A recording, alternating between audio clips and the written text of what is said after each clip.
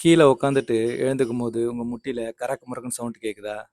உங்கள் உடம்பு ஏதாச்சும் எக்ஸசைஸ் பண்ண சொல்லி சத்தம் போட்டு சொல்லுது வெளியில் கேட்குற அளவுக்கு. அதனால் நான் சொல்கிற இந்த 2 ஸ்ட்ரெச்சஸ் பண்ணுங்கள், இந்த சவுண்ட்லாம் அரெஸ்ட் ஆகிடும்.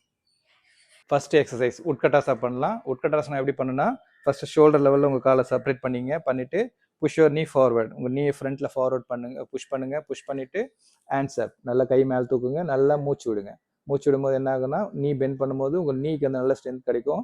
அந்த சவுண்ட் எல்லாமே அரெஸ்ட் ஆகிடும். செகண்ட் உட்கட்டாசிலேயே இன்னொரு வேரியேஷன் இருக்குது. அது பண்ணால் இன்னும் கொஞ்சம் அட்வான்ஸ் லெவலாக இருக்கும். நீ பெண்ட் பண்ணிங்க, கை மேலே தூக்குங்க. ஃபஸ்ட்டு வந்து இதே பொசிஷனில் நின்றுட்டு இருந்தோம். இப்போ என்ன பண்ணலாம்னா கொஞ்சம் ஹீல் ரைஸ் பண்ணலாம். ஹீல் ரைஸ் பண்ணால் இன்னும் கொஞ்சம் ஸ்ட்ரெச் அதிகமாக கிடைக்கும். இந்த பொசிஷனில் எனக்கு ஸ்ட்ரெச்சே இல்லை சார் அப்படின்னா ஹீல் ரைஸ் பண்ணுங்கள். ஹீல் ரைஸ் பண்ணிங்கன்னா இன்னும் கொஞ்சம் ஸ்ட்ரெச் அதிகமாக கிடைக்கும் உங்களுக்கு. இதில் ஒரு 10 கவுண்ட்ஸ். ரிலாக்ஸாக இருங்க. 3 செட் பண்ணலாம். செகண்ட் ஒன் வந்து உங்கள் கையை 2 இன்டர்லாக் பண்ணிவிட்டு உங்களோட செஸ்ட் கிட்ட வச்சுட்டு மூச்சை இழுத்து உங்கள் கையை பாருங்கள், ஹீல் ரைஸ் பண்ணுங்கள். அகெயின் ஹீல் டவுன் பண்ணிட்டு எக்ஸேல் போயிட்டு உங்கள் டோஸ் டச் பண்ணுங்கள். டோஸ் டச் பண்ண முடியாதுங்க, நீ டச் பண்ண கூட ஓகே தான். அகைன் திரும்ப என்ன பண்ணுங்கள், செஸ்ட் கிட்ட கொண்டு வந்துடும் கையை. Inhale, hands up, exhale, hands down.